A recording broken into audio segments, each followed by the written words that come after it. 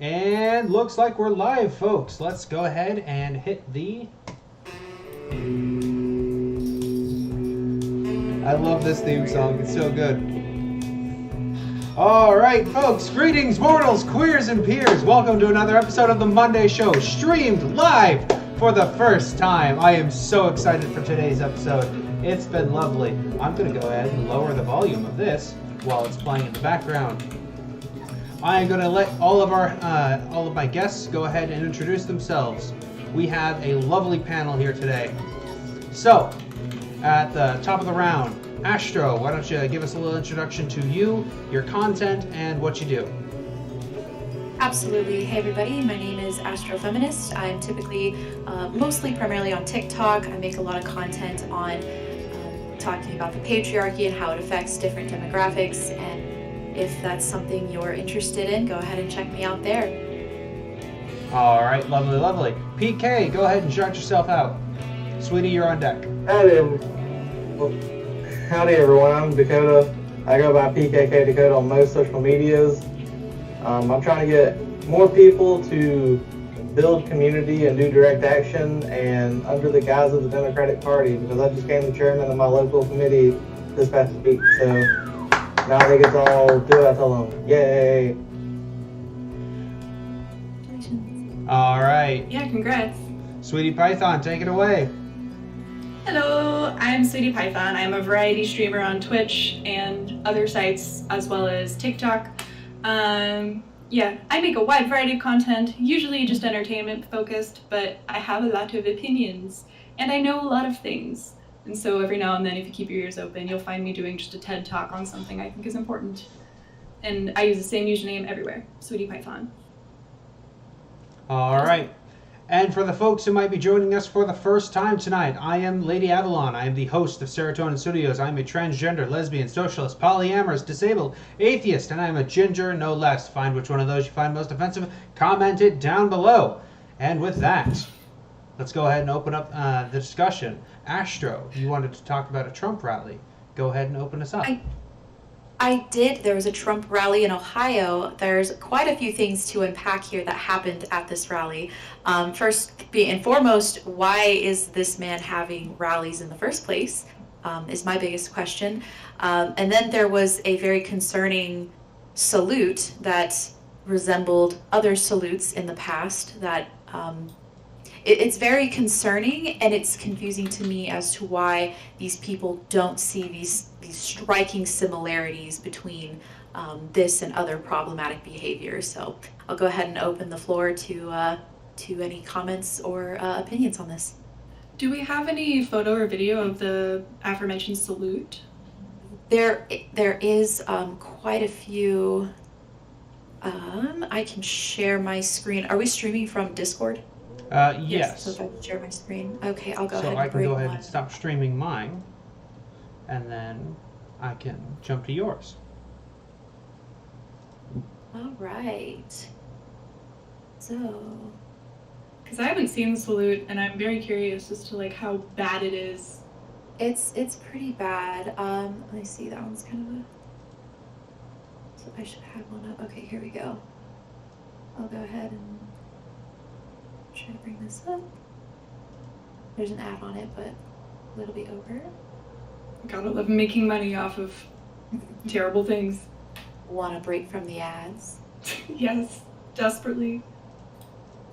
All right. All right. So, not this. Obviously, this is just a.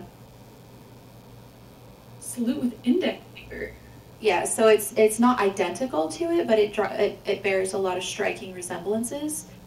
So we'll just go ahead and skip to it. Resemblances to what, like a Nazi salute? Yeah. There you go. Oh wow. Yeah. Okay. It's pretty bad. It's like a mixture of Nazi and Hunger Games, kind of. You know, because they were doing like the three finger salute. Yeah. They really. Yeah. It's something. So yeah. I just thought that was just. I don't see how they can really differentiate themselves anymore. Like they have built their entire platform on, we're not Nazis, you're Nazis, but I mean, look at this, look at what you're doing. Yeah, It no, may you not be Uno giving reverse.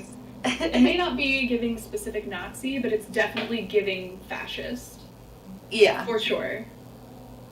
Yeah. Weren't there so- like vendors at some of the rallies that have like the old flag with the circle with like the Roman numeral for 3 and it like I forget what the significance of the 3 is. That is for the 3%ers.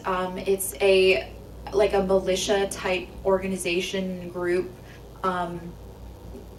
basically similar to what Patriot Front is.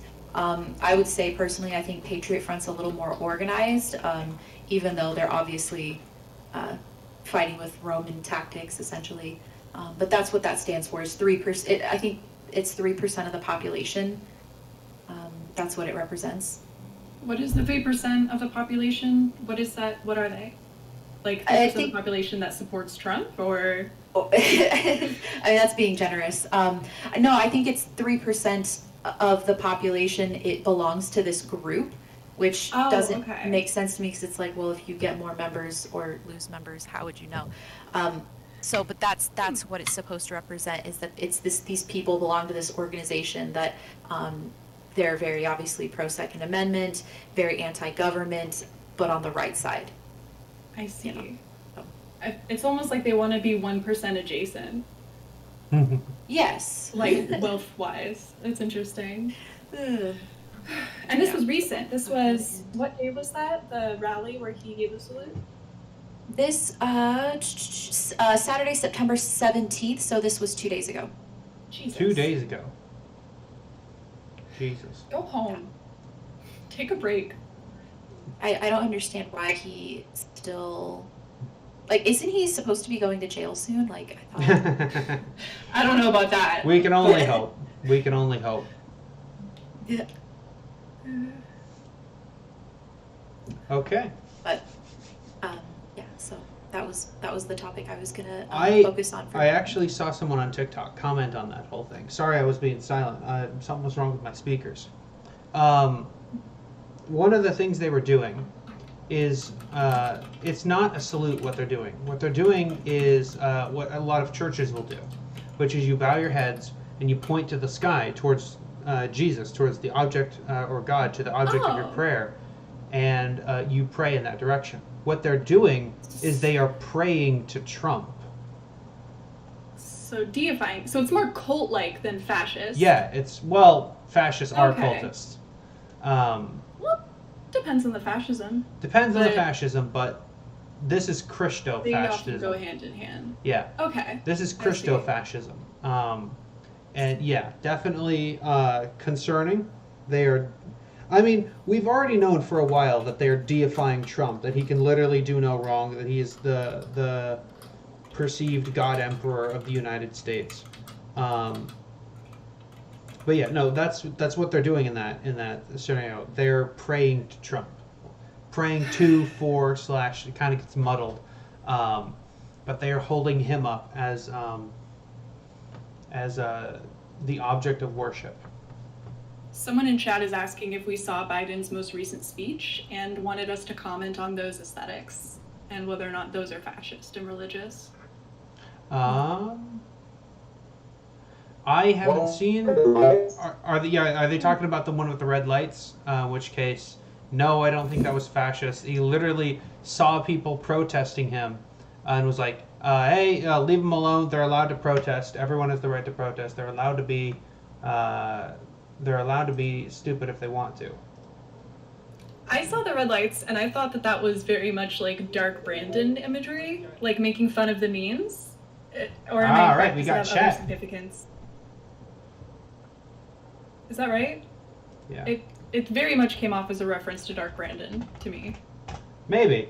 I don't think know so. if they meant it to, though. I think it was more coincidental. Oh, really? What was the intent? Do we know? Just Nothing's American? coming to mind. Hmm. Well, like, they always have, like, different lights and stuff on the White House. Like, if you go to visit, like, there's always, like, different colors and stuff. Yeah, they light it up. And I maybe remember they just made it happened to be gay. red was that week. Yes. They should paint it pink. That'd be cute. I don't know how to That's see strawberry chat garden. in OBS. Does it have a feature for that? Am I just... It's a pain in the ass. You gotta make a separate browser source for it. I would wait until next stream to do it. Then never mind. I've just got it open here on my browser.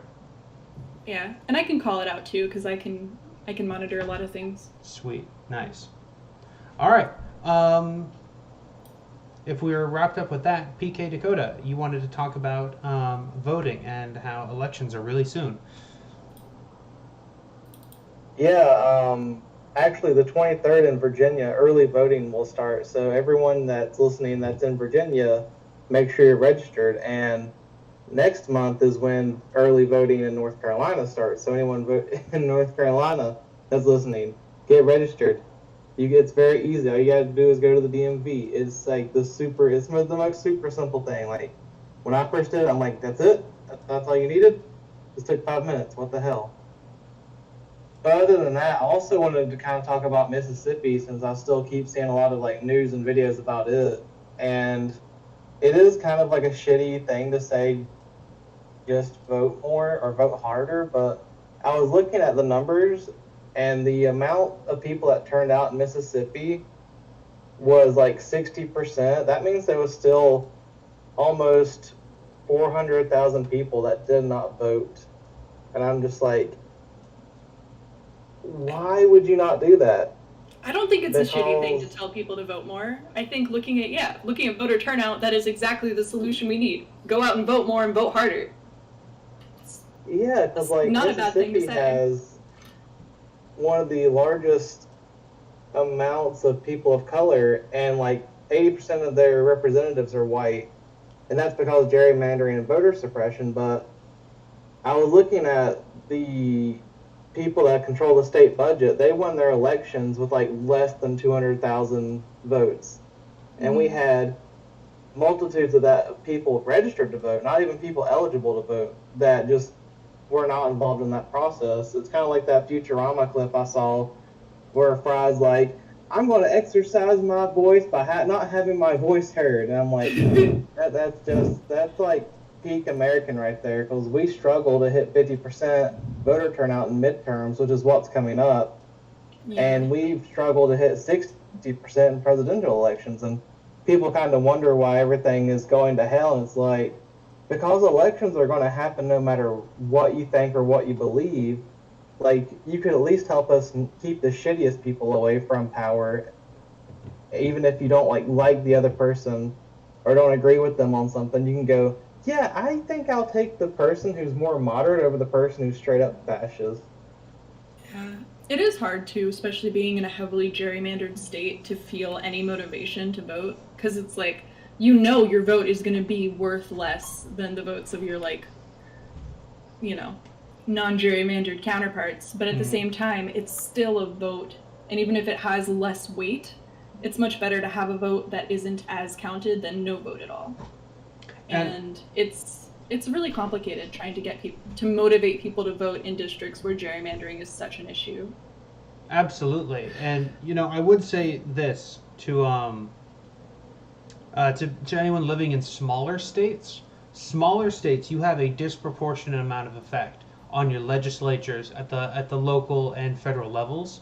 For example, Alaska, which geographically is a massive state, but population-wise, they're teeny tiny. I think Alaska is the smallest population size in the entire union. They recently elected a Democrat, Mary Patola, because voters just got out to vote because of all the stuff we've been seeing from the Republicans so far. It's really fired up your average voter to vote against the Republicans and vote for Democrats, which meant that the Democrats lost for the first time in literal decades in Alaska because the Republicans lost. The Republicans lost and the Democrats won for the first time in decades. Even though we talk about like how much a vote is worth and how a vote here is worth less than here, it's still a numbers game. There's still overwhelming amount of people that want things like Roe v. Wade And that's why it's important that everyone votes, because all we have to do is have the more numbers. It's a win by majority. It is more complicated than that, though. You know, you got to take into account voter suppression.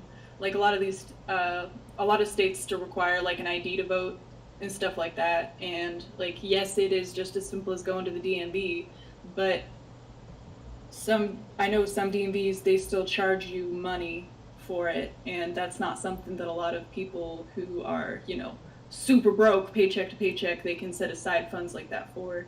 So it's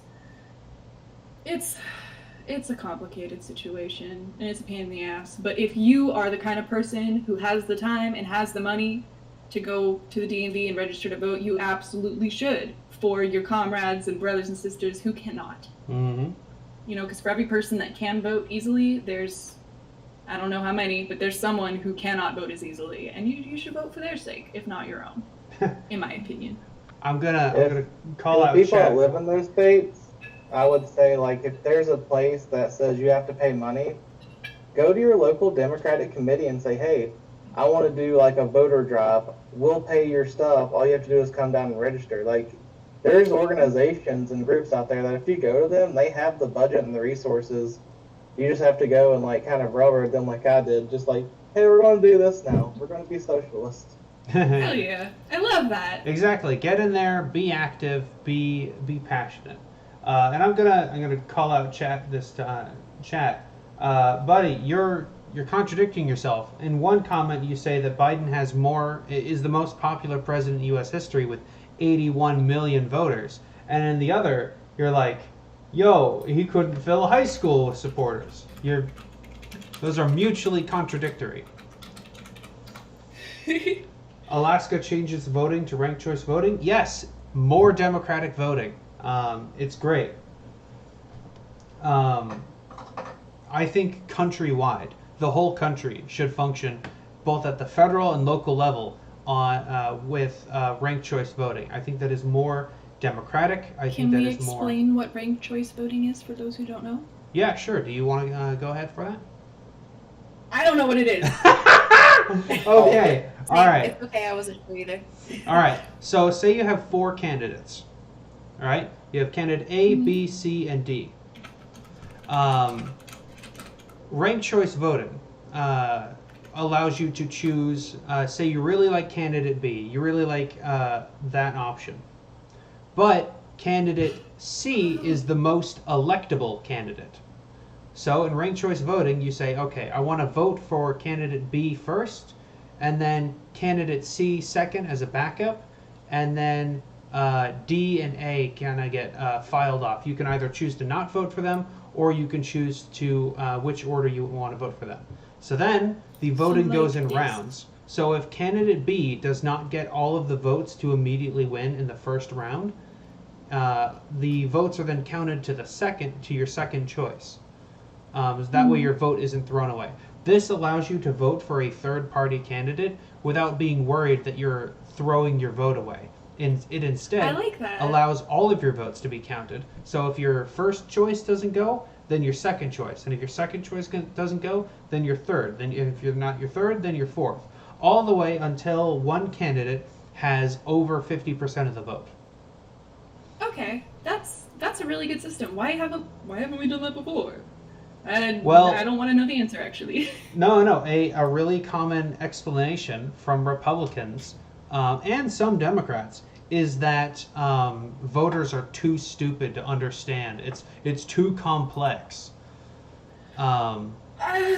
I mean, I guess, except that's literally the system they use in like high school for you to pick your classes. Like ranked, like I didn't realize that I'd seen this voting system before. Like in a lot of schools, they'll put like, oh, what kind of extracurriculars do you want, or what kind of like, you know, the fun classes. Like, do you want PE? Do you want choir? And like that's how they do it. So I feel like if you went to school in America, you should have some experience with ranked choice voting already. Mm-hmm. It's just naming it that is a little confusing. But yeah. It's just... No, you literally what's just your first, rank second, which third candidates choice? you want to vote for. Yeah. Tatu, can It's you pretty simple. I think that a lot of the reason why conservatives and people on the right don't support that kind of voting is because they know that they'll lose. The only way they can win is through the electoral college, and that's why they defend it so much, is they know that the minute that goes out the window, they're gone. So. Yeah. Oh man, there was that beautiful tweet by a major conservative figure that happened like last week. After Alaska won, there was a bunch of malding all over the internet from conservatives because, oh my goodness, a conservative lost. How could that happen? Never an ounce of introspection that they're just wildly unpopular. So instead, one of them went ahead for us and did us the favor of drawing up an entire map of what the U.S. would look like if ranked choice voting was implemented everywhere. And it was literally like 380 votes Democrats, and like the rest was like for conservatives. Literally an overwhelming. Do you have that chart? Not off the top of my. This is what the U.S. would look like if ranked choice voting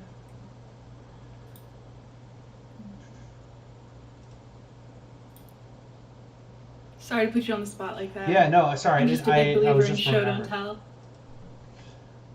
tell. Voting happened everywhere. Twitter. Can I find it real quick? If not. That's one of the things that is a part of the conservative idea and their strategy. Is like, imagine you're in an office with like 20 people, and they say, hey, we're either going to do barbecue or pizza. And 14 people say pizza, but on the day they decide, only 10 people show up, and the 6 people that really like barbecue came and beat the people that voted for pizza, because only 4 people were allowed to vote for pizza. That's my analogy I used to describe conservative winning strategies. I also feel like conservatives are a little bit more all or nothing. Like, they tend to rally around one person a lot stronger than like anybody more left does. I feel like people on like left of Republican tend to be a lot more ambivalent and undecided up until the very last day of voting. Whereas Republicans are like, they pick their person and they'll die on that hill unless they do something super egregious. Then they'll be like, oh no, who do I pick now? Even what would be considered egregious is like they've moved that goalpost to the point it's like, is an insurrection and sex trafficking not egregious enough? Like, come on, y'all. Egregious to them is anything left of center. I don't know. It's very personal. I think it's a subjective thing. And I feel like the Republican Party is a lot more loyal as a voter base. Like, they're a lot more willing to forgive their candidates for things than the left is. I agree. Which is I can't can be a find it. strength and a weakness. I can't find it. Tragic. Post it in the Discord when you do, or Yeah. if you come past it again. When Trump, hang on, what is this? When Trump won, it was Russia collusion, not Democrats ran a bad candidate and prevented Bernie from running. Why is it always Democrats trying to change the rules? I The think left you're running rallied into around it. some AI-generated brain rot. A little bit. Okay. So the Russia collusion thing, that led to dozens of indictments and high-profile arrests. That actually did happen. It was proven that Russia did actively collude with the Trump campaign. The one thing that they didn't prove was that Trump directly worked with Russia, but instead just people around Trump worked with Russia to aid in his campaign.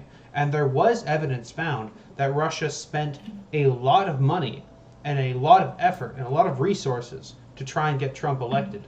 That was definitively proven. The left has moved more to the left and the right has moved more to the right. If that was true, Biden wouldn't be president, Nimrod. I might suggest Biden that is we the don't most interact middle with of the Patrick's road time. I milk think he is toast it trolling. gets. It might be. I don't think Move any Patrick further actually. right. I don't think Patrick believes in the things he's saying. I think he's just trolling to be incendiary. So thank you for the interaction and the engagement, but until you add sources or reasons to back up your arguments, I think it's not worth arguing. Okay.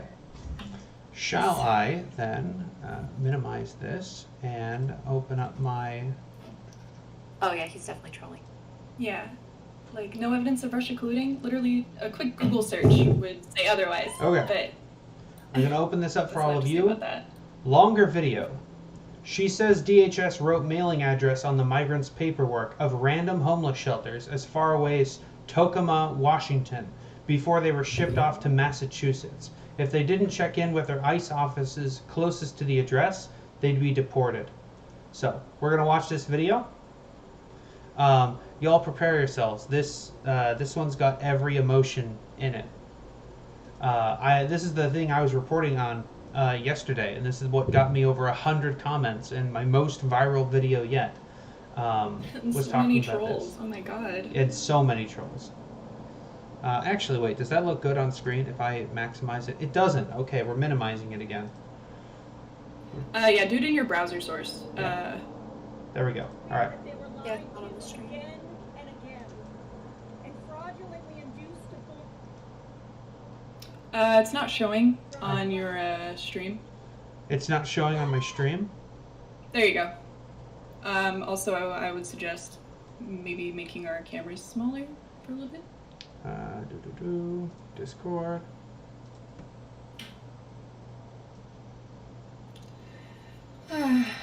Patrick's time is picking and choosing sources, like ignoring the many to find the one. Oh, precious. All right. Cherry picking. We're going to watch this. All right. arrived last night make it clear that they were lied to again and again, and fraudulently induced to pull. It is not showing. It's loading. Arrived last night make it clear that they were lied to again and again, and fraudulently induced to board the planes. They were told there was a surprise present for them, and that there would be jobs and housing awaiting for them when they arrived. This was obviously a sadistic lie. Not only did those responsible for this stunt know that there was no housing and no employment awaiting the migrants, they also very intentionally chose not to call ahead to any single office authority on Martha's Vineyard so that even the most basic human needs arrangements could be made, ensuring that no help awaited the migrants at all was the entire point. They were provided with a cartoonishly simple map of Martha's Vineyard and the United States and a brief brochure containing snippets from the Commonwealth of Massachusetts website and instructions to change their address with USCIS when they relocated. This is especially troubling as anyone with even the most basic understanding of the immigration proceedings knows that USCIS was not the agency with whom the migrants would have to record their addresses and has nothing to do with their cases in any way. It is clear that this was an intentional attempt to ensure that these migrants were removed in absentia when they failed to change their address with the proper agency. This was a purposeful derailment designed to prevent people from complying with federal immigration policies. This is problematic because the state should not be interfering with federal immigration policy. Before they boarded the planes, the migrants were processed by agents of the Department of Homeland Security, who listed falsified addresses on the migrants' paperwork. Agents chose random homeless shelters all across the country, from Washington to Florida, to list the migrants' mailing addresses, even when told by the migrants that they had no address in the U.S. According to the paperwork provided to them, the migrants are required to check in with ICE office nearest to the fake address chosen for them by DHS or be permanently removed from the United States, with some required to check in as early as this coming Monday.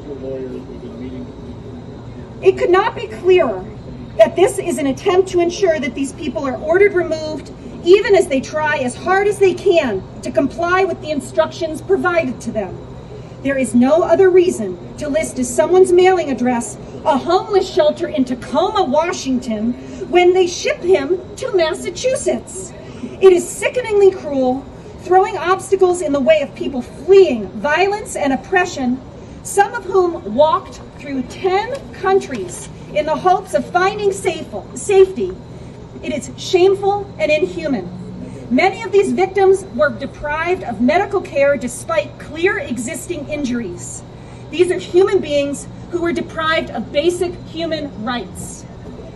To the people who find themselves, these wonderful people who find themselves plane wrecked on our island, I have a message for all of them. You are not alone. We have your backs. We are proud to be here for you. And we've got you.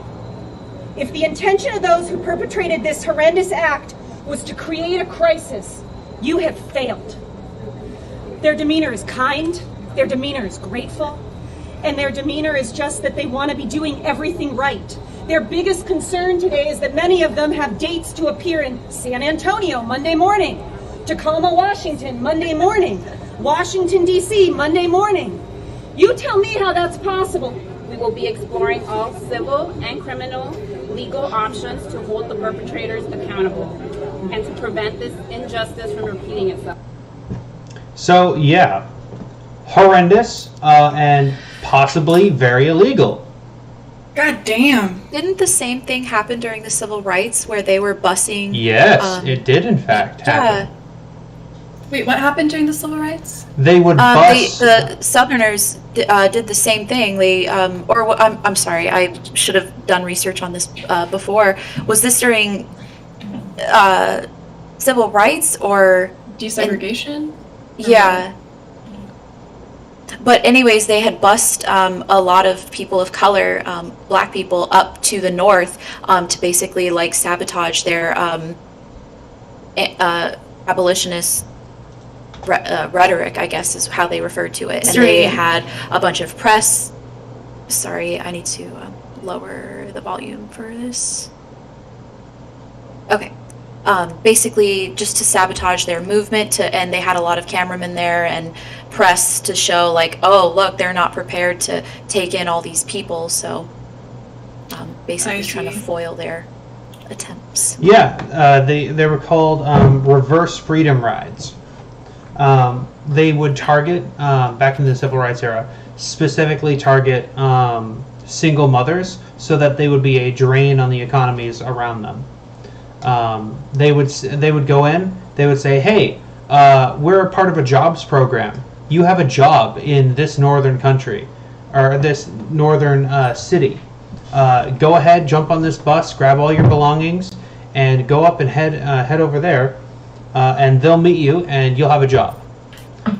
There's a rather famous picture. I don't know if it's here or not. It's not. It was in a different thread. Arrived last night make it clear that they were lied to. So, for context, people were released on parole, as these people were. They can stay in the country as long as they comply with their check-ins and show up in court. Obviously, when asking them to do that in Washington by Monday and then shipping them to Massachusetts makes that impossible. And this is just the modern version. They would ship people to northern cities with the promise of jobs, having lied to them. Of course, the only difference back then was that they called themselves white supremacists back then, and now they call themselves Republicans. Some would argue that's the same thing. It's really interesting too because like you can stay in the country as long as you keep up with your check-ins. So if you miss that check-in, you go from a legal migrant into an illegal immigrant. And so that'll be what's the word? Whatever. Falsely creating more illegal immigrants by ruining the chances of legal migrants to gain legitimacy. Mm-hmm. They were here seeking like asylum under international law. They were legal. It's almost like Republicans want to artificially inflate the numbers of illegal immigrants. Mm-hmm.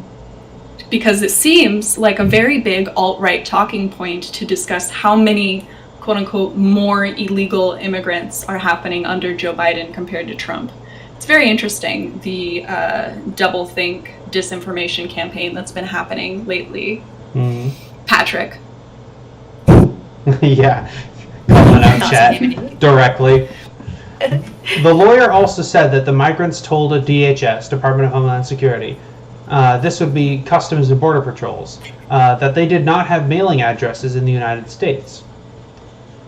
This is not the first time Customs and Border Patrol put random stuff on NTAs and charging documents that launches the removal proceedings. Just did a piece. Border Patrol agents are writing Facebook as addresses? Wait. That's ridiculous. As a street address. There's no way this can be legal. There's no way, but I don't know if I trust in our justice system to... It's not supposed to be legal. This one. Dozens of asylum seekers bussed from Texas to New York City showed up to a building in Brooklyn thinking it was their new home. It was actually a nonprofit's office, and the migrants had nowhere to go. I reported on the confusion at Curbed. Yeah, this is a total lie. And just to give context to what an NTA is, they stand for Notice to Appear. When you're placed in a removal proceedings, they can defensively request asylum and other protections under U.S. law. Then you make your case, and if you get a favorable decision, you can stay.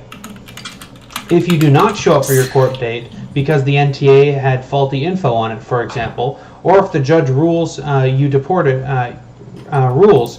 are deported after you do not show up or make your case. ICE can then deport you. They may choose not to enforce the deportation order, but they can. A little bit of clarification: the ICE check-in is not a court hearing. This is at this point in the process, it's simply meant for ICE to make sure that you are complying with the terms of your release. Missing that appointment can still have negative bearings on your case, though. Yeah. So we have another one, by the way, in chat. Oh, we have another one. What percentage of people make their court date? We're literally talking about notice to appear being in states that are so far away that it is impossible to appear. So please pay more attention before typing in chat. Thank you so much. This is literally them maliciously orchestrating the fact that people would not be able to make their appearances. Or not. I keep saying court appearances. I shouldn't. The ICE check-ins. Like, you send them to Massachusetts, and then they have to show up in Tacoma, Washington by Monday to make their appearances. Like, these people were trying to do everything right. Tacoma, Washington is very far away from Massachusetts. Yeah, I know. I know the American education system isn't great. 5 miles away. In the gas money alone, that would be prohibitively expensive. All right. I feel like we've hit this topic pretty good. Does anyone have any closing statements on this issue? I'm just mad my representatives did not take taxpayer money to send me somewhere nice like Martha's Vineyards. Oh, yeah. Final point I'll hit on. We saw after this, conservatives, like, I think it was the Daily Beast or Daily Wire, I can't remember which, that came out with articles or with little memes trying to pretend as if the liberals were in any way nearly as cruel as the conservative Republicans. But instead, we saw literally the exact opposite. A lot of the conservatives in my comment section were all like, ha! Hypocrites! You don't want the illegal immigrants, the dirty people in your backyard, but you want it in ours. But when those migrants did show up, unannounced, without being told ahead of time, being told they were going to Boston and then being told mid-flight that they're actually going to Massachusetts, Martha's Vineyard. Only then, after all of the fuckery from the Republicans to engineer the cruelest set of scenarios, situations they could, to try and manufacture some crisis.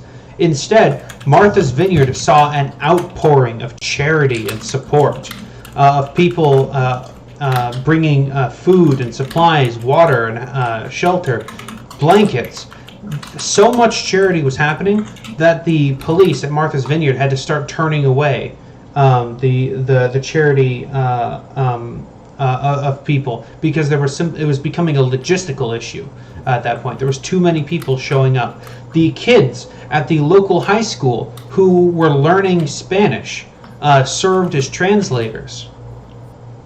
High school kids were jumping in to help out, to serve as translators for these people, because no translators were there at the time because no one had told Martha's Vineyard that plane loads of people were showing up. So while conservatives are like, ha, you hypocrites, it's actually you're just as cruel and vile as us, and you pretend you're better. Nah, actually, when given the slightest opportunity, the kindness of human beings overflowed. And all Ron DeSantis did, all Greg Abbott did, all these people did, all these conservatives did, was give liberals a chance to demonstrate their charity, to demonstrate their strength of character. And they shined in this moment. You know, I've seen some leftists go, oh, why are we celebrating rich white leftists? Listen, I'm not a fan of rich white liberals, but they shined this day. They did really well. They met the needs of the moment. They rose to the occasion, and it all turned out pretty good.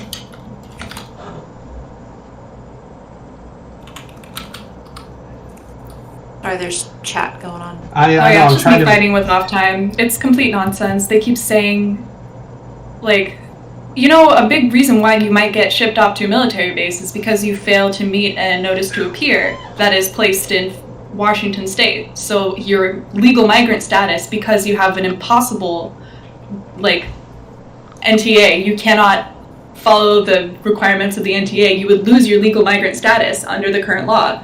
And we're talking about people manipulating NTAs within the legal system in order to create more illegal migrants, or illegal immigrants. Migrants sent to Martha's Vineyard have been voluntarily taken to a military base for support. Yes, because people have been lying about the addresses in NTAs. Like, this is all about migrants not being treated properly. Also, this is not a partisan issue. Like, Republicans and Democrats will try to use this to further their campaigns, but when it comes down to it, this is an American issue of us not treating migrants properly and using weird legal loopholes to make it so that it is impossible for them to gain legal migrant status. Tatu, can you please? All right. I know this has taken up quite a bit of our time. We're 43 minutes in. Yeah, let's move on to the next. Yeah, let's move on to the next one. Does anyone have another topic they wanted to jump into? I have plenty, if that's not the case. I'm just here for commentary today. Okay. All right, then we'll jump into one of mine. Land back. Oh. All right, we'll do the land back. We'll do the land back. Another Something land back positive. victory. Actually, do you want to read this? Go ahead. Yes! Another land back victory is the copy of Oakland announces a move to return land to the Ohlone people of California. City of Oakland announces plan to return land to indigenous stewardship. Hell yeah. A process of land back was proposed when the mayor of Oakland proposed returning 5 acres of Joaquin Miller Park to the, Sogorea Te Land Trust. Now you know why I wanted you to read it. Run by the, that's a little hard to read. 1 second. Run by the Ohlone Confederated Village of the city would stay as owner but return permanent control to the Ponte.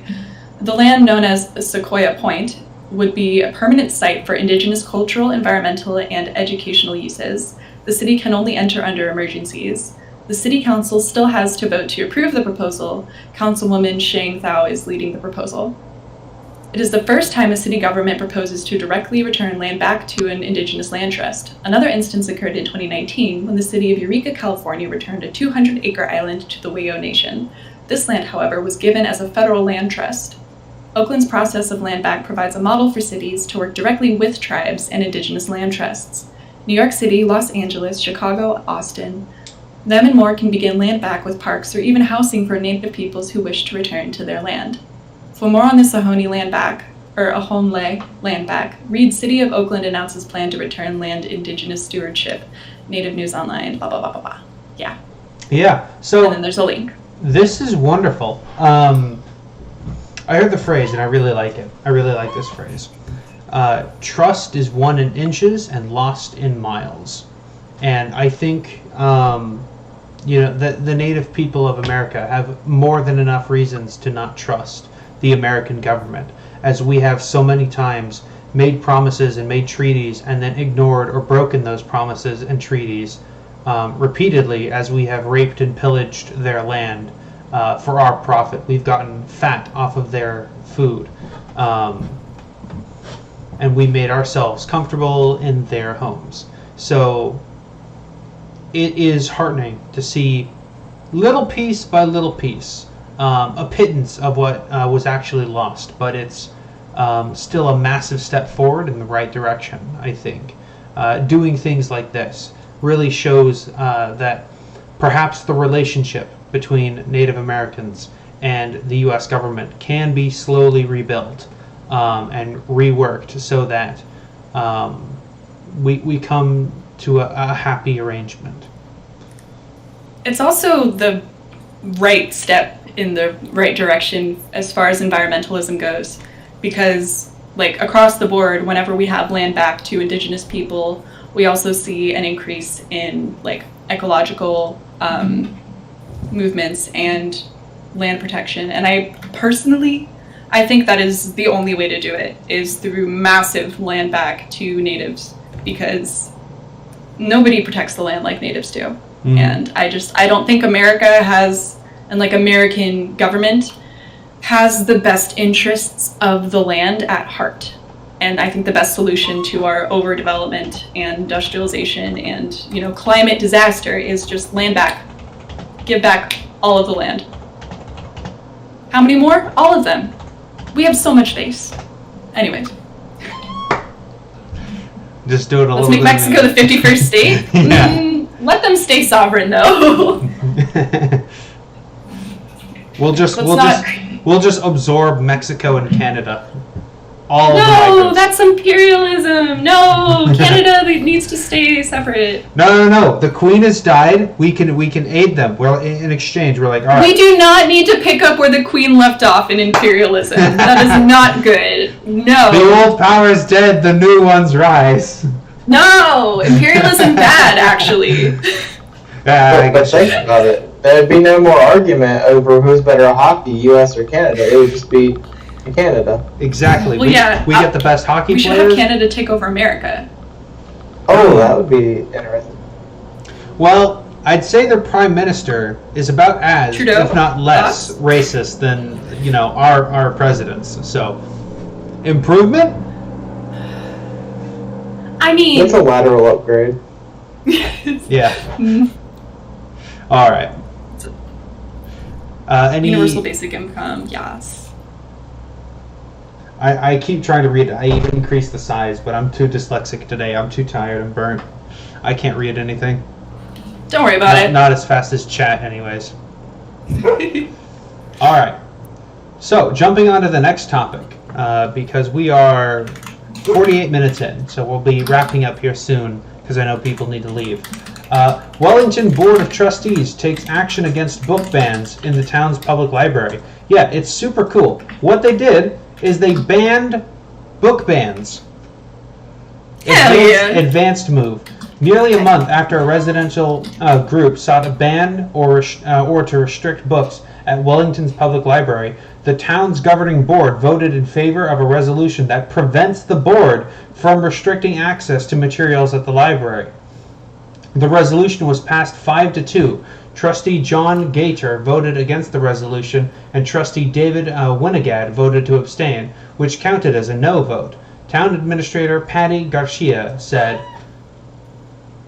Could you do me a quick favor, Yes. Avalon? Could you go to your stream settings in Discord and click clear text? Sure. Stream settings. Yeah, if you go to share your screen and then you it'll be in the stream quality. You want to do better text readability as opposed to smoother video. Thank you. Let's see, frame rate, 30 frames. We'll drop that down. The frame rate doesn't matter. It's going to be under it doesn't show stream me quality. That. Stream quality, I got resolution, and I've got frame rate. It should be a drop-down menu that says smoother video above resolution and frame rate. It does not tell me that. In Discord? Mm-hmm. That is bizarre. Okay, That never is mind. bizarre. We'll deal with it later. Yeah. Every time we stream, we fix one more technical issue. Fiat currency is dying. Then don't invest in crypto, my friend. Based. That is my advice. So Nothing is free, not even the stream. Don't now. Exactly. Be sure to like and subscribe. The resolution was put forth by Trustee Rebecca Daly in response to the board's meeting on August 9th, Economics class. when a group of residents was led by Christine Gator, wife of Trustee John Gator, expressed concern over the, quote, sexual content, end quote, in a list of books available at Wellington Public Library.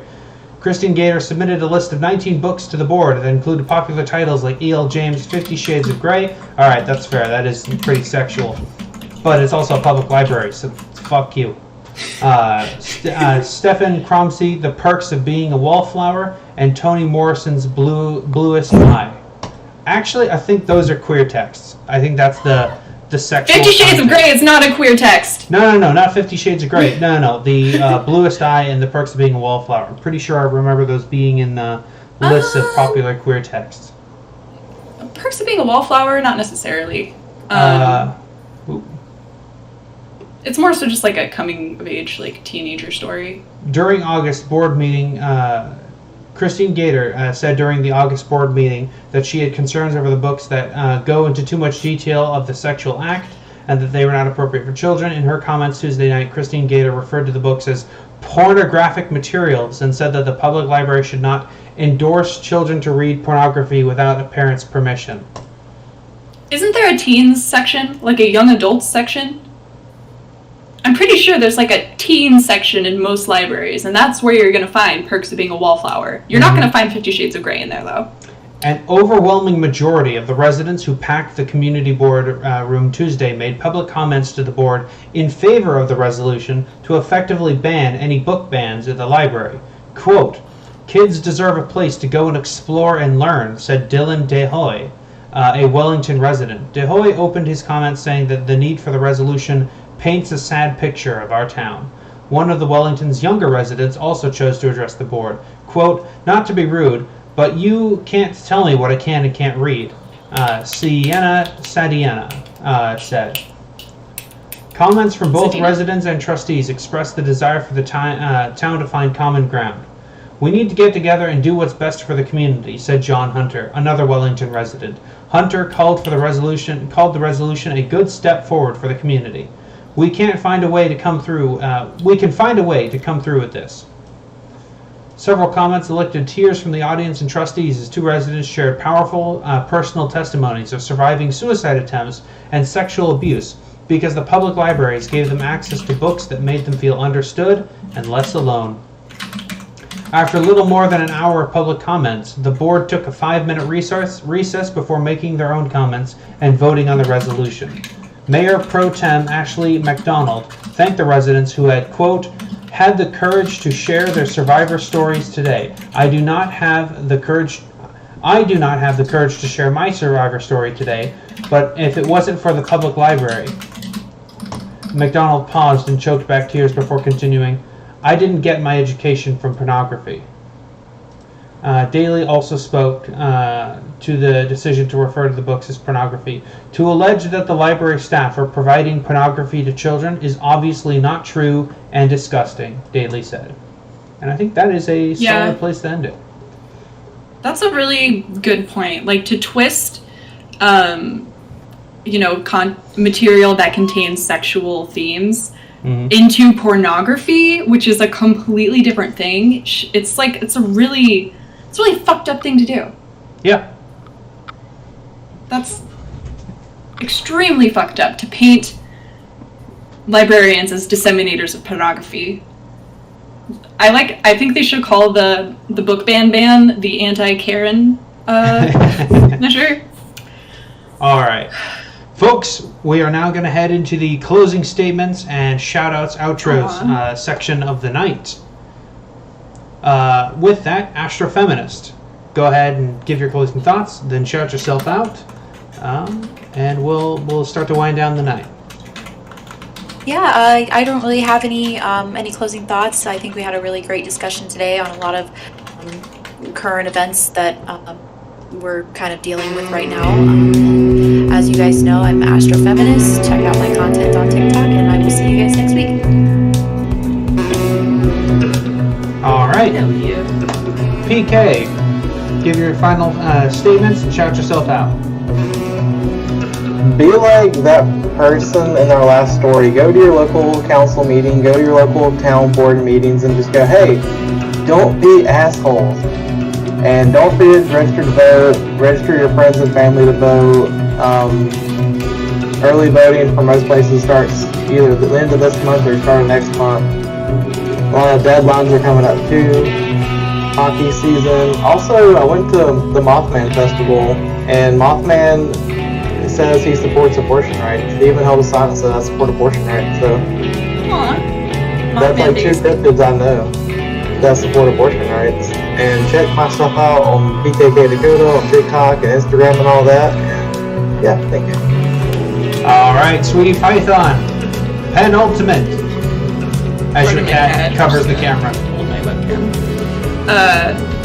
Yeah, I'm Sweetie Python. Follow me wherever you get your content.